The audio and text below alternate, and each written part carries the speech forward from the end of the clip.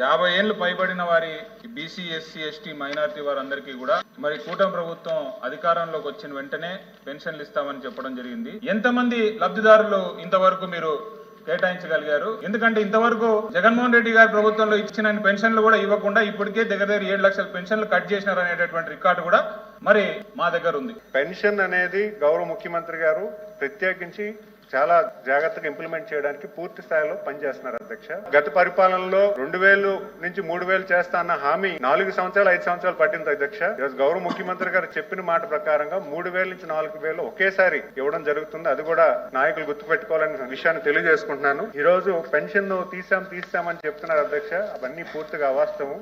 ఈ రోజు ప్రభుత్వం ఇచ్చిన 15 మాసాల్లో ఏ పెన్షన్ కూడా తొలగించడం అనేది జరగలేదు అధ్యక్ష. ఎక్కడైతే లోకల్ గా కలెక్టర్ కి ఎవరైతే ఫిర్యాదులు గ్రీవెన్స్ ద్వారా ఫిర్యాదులు వస్తున్నాయో అక్కడే 3000 పెన్షన్స్ తీయడం జరిగింది. మరి అలాగే ఎవరైతే వ్యక్తులు కాలవస్తూ చనిపోయి ఉన్నారో వాళ్ళ వ్యక్తులు అనేది చనిపోయి ఉన్నారు కాబట్టి వాళ్ళ పెన్షన్స్ అని ఆగిపోయి అధ్యక్ష. అది తొలగించడం కాదని విషయాన్ని కూడా వీళ్ళకి తెలియజేసుకుంటున్నాను.